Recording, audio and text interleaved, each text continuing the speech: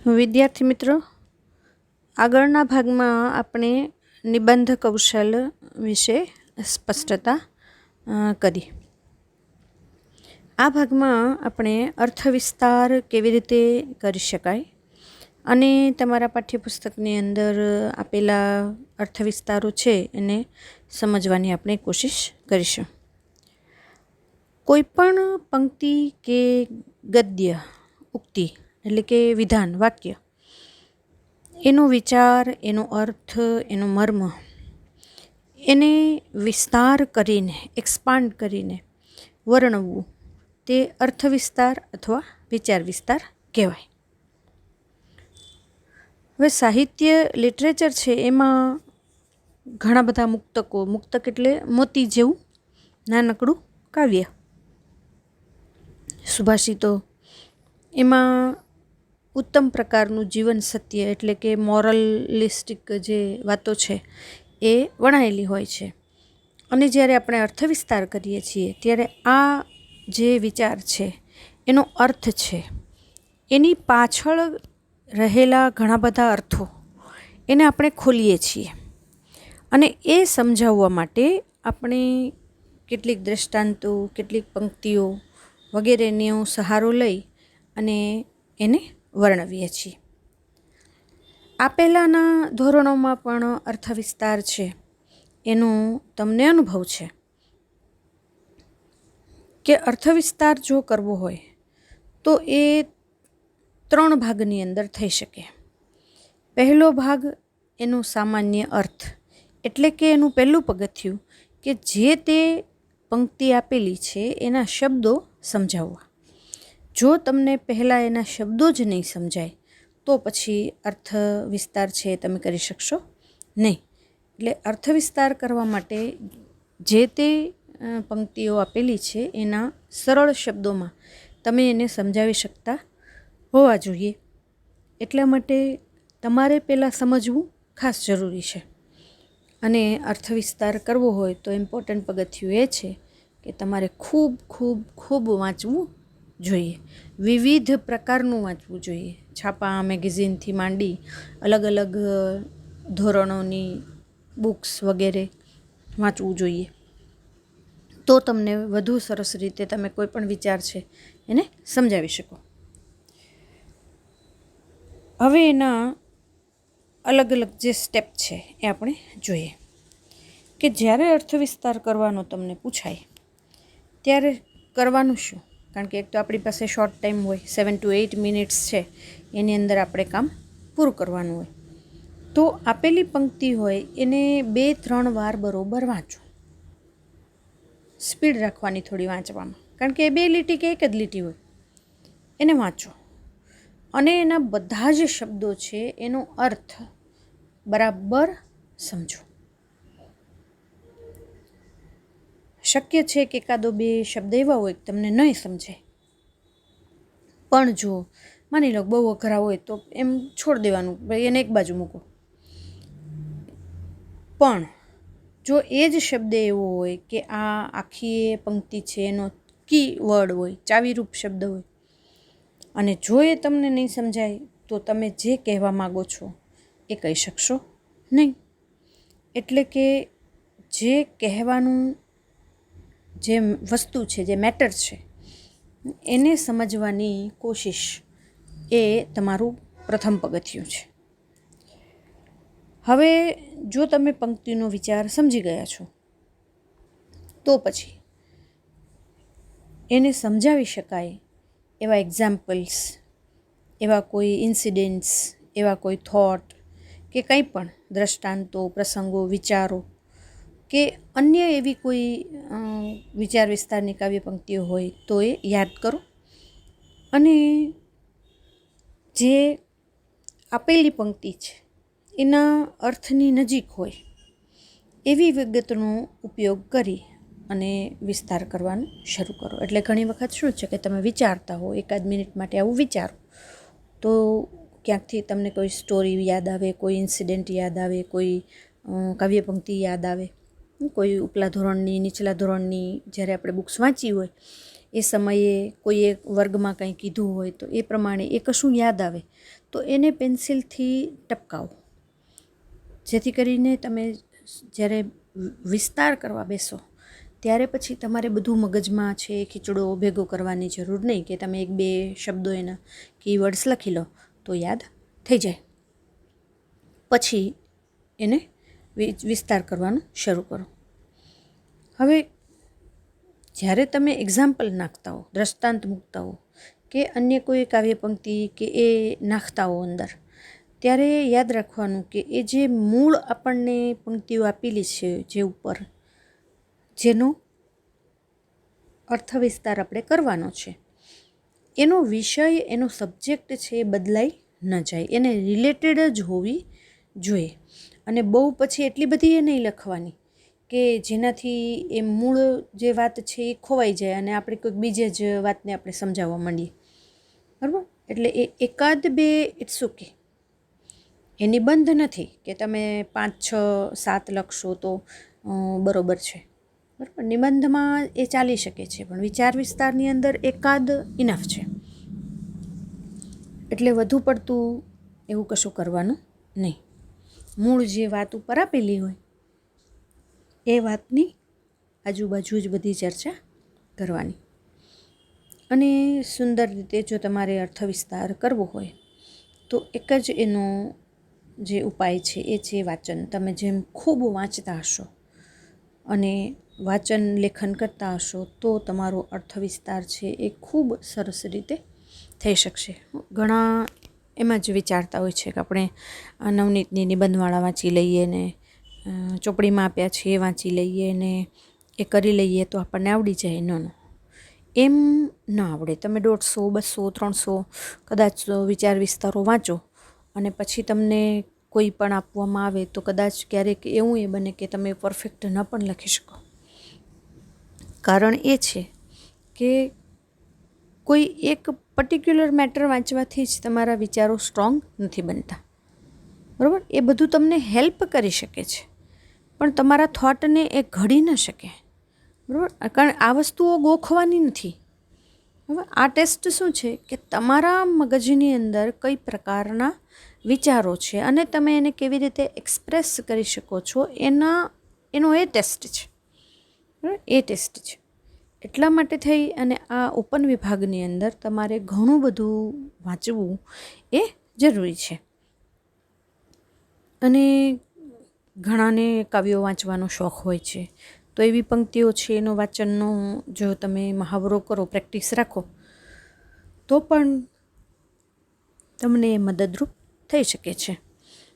અને નીચે તમારે કેટલા બધા એક્ઝામ્પલ છે આમાં આપેલા છે કે જેથી કરીને તમે એનો અર્થ વિસ્તાર છે એ કરી શકો, એનાથી પરિચિત થઈ શકો અને આરામથી તમે છે એને વર્ણન કરી શકો. તો મારું તો એ સજેશન છે કે આ 12 જે અર્થ વિસ્તારો આપેલા છે, બરાબર, એ 12ને 3 વિભાગમાં, એટલે કે પહેલો વિભાગ સામાન્ય અર્થ, બીજો વિભાગ વિસ્તાર અથવા વિસ્તૃતિકરણ અને ત્રીજો વિભાગ છે એ સમાપન અથવા તો સાર. તમે જે ટાઇટલ બાંધવાની જરૂર નથી, બટ મેક 3 પેરેગ્રાફ્સ. તો એ તમારા માટે એક ઉદાહરણ રૂપ છે એ અર્થ વિસ્તાર બનશે, જેથી કરીને તમારો અર્થ વિસ્તાર છે જ્યારે તમે પેપરની અંદર લખો ત્યારે વાંચનારને પણ સારું લાગે. એની અંદર જે તમે લખ્યું હોય એ આરામથી જે પેપર ચેકર હોય એ વાંચી શકે અને તમને માર્ક્સ છે એ સારા મળી શકે. તો પ્રથમ ભાગની અંદર આપણે હંમેશા સામાન્ય અર્થ છે એ લખીએ છીએ, બરાબર.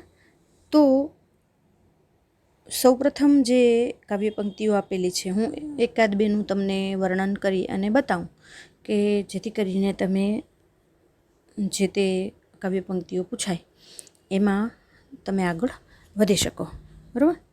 તો પહેલું જ ઉદાહરણ આપણે આમાંથી લઈએ કે અમને નાખો જિંદગીની આગમાં, આગને પણ ફેરવીશું બાગમાં. જો આમાં કોઈ એટલે કોઈ શબ્દ એવો નથી કે જેનાથી તમને પરિચય ન હો, બરાબર. જિંદગીની આગ એટલે ચેલેન્જીસ, લાઈફમાં આવતી ચેલેન્જીસ. અને શું કહે છે, અમે આગને ફેરવીશું બાગમાં. તો બાગ એટલે બગીચો. આગ અલગ છે અને બાગ અલગ છે, બરાબર છે. આગ એટલે બધું બાળી નાખે અને બગીચો એટલે નવું નવું ખીલે, નવું નવું સુંદર સુંદર બને. તો કહે છે શું કે અમે આગને બાગમાં ફેરવી નાખશું. મતલબ જિંદગીમાં જેટલી કોઈ ચેલેન્જીસ આવશે, પડકાર આવશે, અમે એનાથી ભાગી નહીં જાય, એને એક્સેપ્ટ કરીશું, એને અપનાવીશું અને એનો મક્કમતાથી સામનો કરીશું. તો લાઈફની સામે, બરાબર, જિંદગીના પડકારોમાં, જિંદગીના સુખ દુઃખ છે એનાથી ગભરાવાને બદલે, પરિસ્થિતિ કોઈ આવે એનાથી ગભરાઈને ભાગી જવાને બદલે એનો સામનો કરવાની, એમાંથી પાર પડવાની, એ ચેલેન્જ છે એને અપનાવી અને એમાંથી પાર ઉતરવાની એવી જે ખુમારી છે, એવી જે તાકાત છે એને અહીંયા એક્સપ્રેસ કરી છે. તો વેનેવર તમે આને લખો ભાઈ આનો સામાન્ય અર્થ શું થાય, બરાબર, તો કંઈક તમે આ રીતે લખી શકો કે અહીં છે એ આ તમારા પાઠ્યપુસ્તકની અંદર પણ છે, એસએલની અંદર, કે અમને નાખો જિંદગીની આગમાં, આગને પણ ફેરવીશું બાગમાં. તો અહીં કવિએ કોઈ પંક્તિ છે, કવિએ તો લખી જ હોય, બરાબર. તો અહીં કવિ કહે છે કે અમને અગર જિંદગીની આગમાં નાખી દેવામાં આવે, એટલે કે જિંદગીમાં અમારી સામે ગમે એવા પડકારો ફેંકવામાં આવે તો અમે એ પડકારોથી ગભરાઈશું નહીં, પણ એ આગરૂપી પડકારો છે એને અમે બાગમાં, એટલે કે સારી પરિસ્થિતિમાં ફેરવવાની તાકાત છે, હિંમત છે, એ અમે ધરાવીએ છીએ. આ સામાન્ય અર્થ છે. હવે તમારે એનો વિસ્તાર કરવાનો છે, બરાબર, કે જિંદગીની આગ એટલે જિંદગીમાં આવતા પડકારો, એવી પરિસ્થિતિઓ જ્યારે માણસ ગભરાઈ જાય, એને રસ્તો ન સૂઝે, એવી તકલીફો કે જેનાથી પાર ઉતરવું એના માટે મુશ્કેલ બની જાય, તો એ સમયે માણસ જો નબળા મનનો હોય તો એ કોઈક ઉલટે રવડે ચડી જાય, જીવનનો અંત આણી દે. પણ અહીં તો કવિ હિંમતપૂર્વક કહે છે કે કશો વાંધો નહીં, દુઃખ આવે છે કંઈ વાંધો નહીં, બરાબર. જિંદગીની આગ છે અને એની અંદર અમે બળી નહીં જઈએ, પણ એ જિંદગીની આગ છે એમાંથી અમે બગીચાનું સર્જન કરીશું, બરાબર.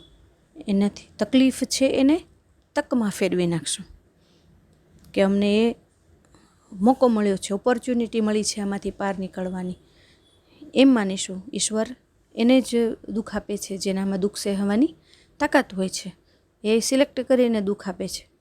તો આ બધી વિગતોનું તમારે એમાં વર્ણન કરવાનું કે માણસ છે એ ધારે તો શું ન કરી શકે, કે માણસ જ પોતાના સુખ અને દુઃખનો એ ભાગ્ય વિધાતા છે, કે સુખ આવે છે તો એને કેવી રીતે સહન કરવું, કેવી રીતે એને જીરવવું, કેવી રીતે એ લોકો સાથે વહેંચવું, અને દુઃખ આવે તો એને કેવી રીતે હેન્ડલ કરવું, એ માણસનું મન જ એ તાકાત છે એ ધરાવે છે. એટલે એ કુદરતને કહે છે કે કાંઈ વાંધો નહીં, અમને અગર આની અંદર હે ભગવાન તું નાખીશ તો કંઈ પ્રશ્ન નથી.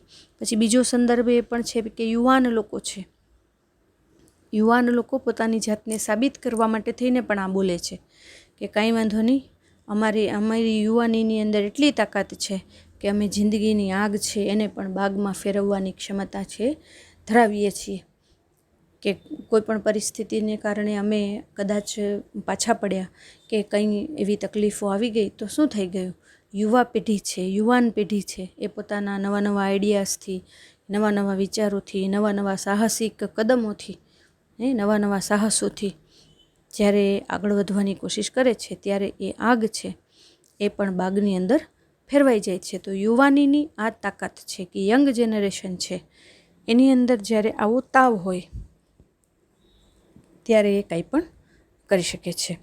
અને કન્ક્લુઝન એ છે કે માણસ છે એણે કોઈ પણ પડકાર, કોઈ પણ ચેલેન્જીસથી ગભરાવવું જોઈએ નહીં, પરંતુ એને તક માનીને એમાંથી પાર ઉતરીને નવો રસ્તો શોધવાની કોશિશ કરવી જોઈએ.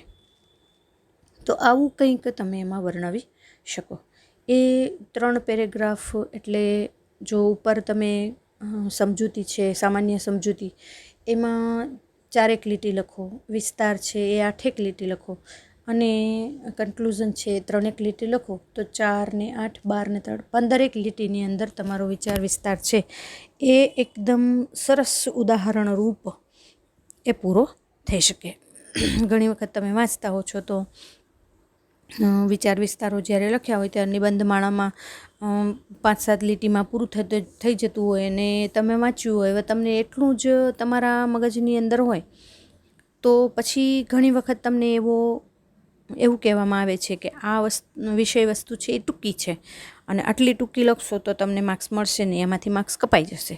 એટલે આઈડિયલ રીત આ છે કે તમે જે કંઈ સમજો છો, જે કંઈ વિચારો છો, જે કંઈ તમે વાંચો છો એ વાંચો, એને આ રીતે તમે લંબાવો, એની અંદર કાવ્ય પંક્તિઓ મૂકો, એની અંદર વાર્તા મૂકો કે કંઈ પણ મૂકો અને એને સમજાવો. હા, રિપીટેશન નહીં કરતા.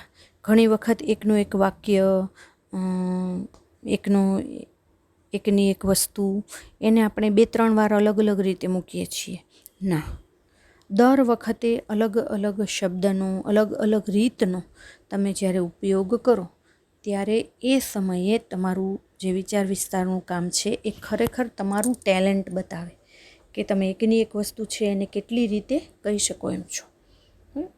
તમે જે લખો છો એ મહત્ત્વનું નથી, પણ કેવી રીતે એને પ્રેઝન્ટ કરો છો એ મહત્ત્વનું છે. કારણ કે મેટર તો બધાને માટે સેમ જ છે. 90% લાવતો છોકરો હશે એના માટે અર્થ વિસ્તાર સેમ છે, 45% લાવે છે એના માટે પણ અર્થ વિસ્તાર સેમ જ છે.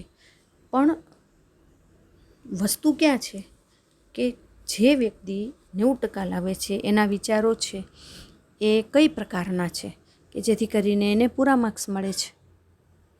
અને આપણે એક જ પેરેગ્રાફની અંદર અપ ટુ એન્ડ સમજાવી દઈએ છીએ કે ભાઈ મારી નિબંધમાળામાં તો એક જ પેરેગ્રાફ આપ્યો, તો નિબંધમાળાવાળા ન આપે તો હું શું કામ એને આવી રીતે આપું? જો ભાઈ નિબંધમાળાવાળા શું કરે છે એ જોવાનું આપણું કામ નથી. આપણે શું કરવાનું છે? સામાન્ય અર્થ, વિસ્તાર અને સમાપન, આ 3 ભાગની અંદર વિચાર વિસ્તાર લખવાનો છે. દરેક વિચાર વિસ્તાર એકોએક, બરાબર? અને એ પ્રમાણે પછી આપણે આગળ વધવાનું છે, બરાબર? હવે લઈએ 7મું ઉદાહરણ. કદમ અસ્થિર હો, એને કદી રસ્તો નથી જડતો, અળગમનના મુસાફરને હિમાલય પણ નથી નડતો. તમારા એસેલની અંદર આ ઉદાહરણ છે એ નથી. ચલો, એ પણ તમને ક્યાંક ને ક્યાંક કોઈને કોઈ રીતે મળી જશે, એટલે એ તો કોઈ પ્રશ્ન નથી. જો તમારી આ ટેક્સ્ટબુકની જે PDF અત્યારે મારા પાસે છે એમાંથી જો તમે જુઓ તો કડવા હોય લીમડા, શીતળ તેની છાંય, બાંધવ હોય અબોલડા, તોય પોતાની બાય.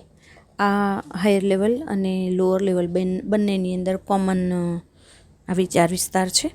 એ બંનેને માટે સેમ જ છે. હાયર લેવલવાળાએ લોઅર લેવલની બુક લઈને એમાંથી વિચાર વિસ્તાર લઈ લેવાના અને લોઅર લેવલવાળાએ છે એ હાયર લેવલમાંથી વિચાર વિસ્તાર લઈ લેવાના. બંનેની અંદરથી ક્યાંક ને ક્યાંકથી કોમન, એ ભાષા એક જ છે એટલે બંને તમે તૈયારી કરી શકો છો. કે લીમડો ભલે કડવો હોય પણ એનો છાંયો કડવો હોતો નથી. એનો છાંયો હંમેશા શીતળ હોય, માણસને ઠંડક આપે એવું હોય. એ જ રીતે આપણા ભાઈ હોય, બાંધવ હોય, બાંધવ એટલે ભાઈ હોય, એની સાથે આપણે અબોલા હોય, પણ આપણને મુસીબત આવે ને ત્યારે એ આપણી બાઈ એટલે આપણા હાથ થઈ અને એ લોકો જ ઊભા રહીએ, બીજા કોઈ લોકો આવે નહીં. એનો સામાન્ય અર્થ છે, બરાબર? હવે એને તમારે સમજાવવાનું છે કે દુનિયાની અંદર સંબંધો છે એ કેટલાક સુમધુર હોય છે, કેટલાક ખાટા મીઠા હોય છે, કેટલાક કડવા હોય છે. તો ક્યારેક ક્યારેક એવું થઈ જાય કે કોઈ પણ પ્રશ્નો ઉપર આપણે આપણા ભાઈઓ સાથે, બહેનો સાથે, કુટુંબીજનો સાથે એ ઝઘડો થઈ જાય.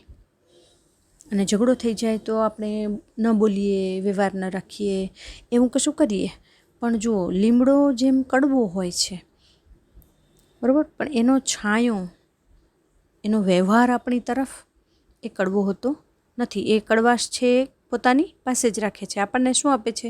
ઠંડો ઠંડો છાંયો આપે છે. એવી જ રીતે ક્યારેય પણ પરિસ્થિતિ જીવનમાં એવી આવે કે જ્યારે આપણે કોઈ મુસીબતમાં હોઈએ, બીમાર હોઈએ, અથવા તો જ્યારે આપણા જ સ્વજનોને ખબર પડે કે ભાઈ એની પરિસ્થિતિ આ પ્રકારની છે, તો આપણા સ્વજનો છે એ સમયે કડવાશ ભૂલી જાય છે અને આપણને મદદ કરવા માટે દોડી આવે છે. તો સગા હોય એ આ જ પ્રકારના હોય, બરાબર, અને માણસે એ જ પ્રકારે રહેવું જોઈએ. તો બે અર્થવિસ્તારો છે એ અહીં આપણે સમજ્યા, અને મોટે ભાગે અર્થવિસ્તારો છે તમને આવડશે એ પ્રકારના જ છે. એટલે તમારે અહીંયા 15 અને હાયર લેવલની અંદર 12 એ અર્થવિસ્તારો આપેલા છે. એમાં ઘણા કોમન પણ છે, બરાબર. દરેકે દરેકનો અર્થ છે એ હું તમને સમજાવતી નથી. તમે સમજવાની કોશિશ કરો, લખવાની કોશિશ કરો, બરાબર છે. નહીં તો પછી એકાદ ભાગ છે એ આપણે એવો પણ કાઢીશું કે જેની અંદર આ અર્થ વિસ્તારો છે એના બધાનો હું તમને અર્થ છે, સામાન્ય અર્થ છે એ આપી શકું. પછી તમે એને આગળ તમારી રીતે વધારી શકો કે વર્ણવી શકો.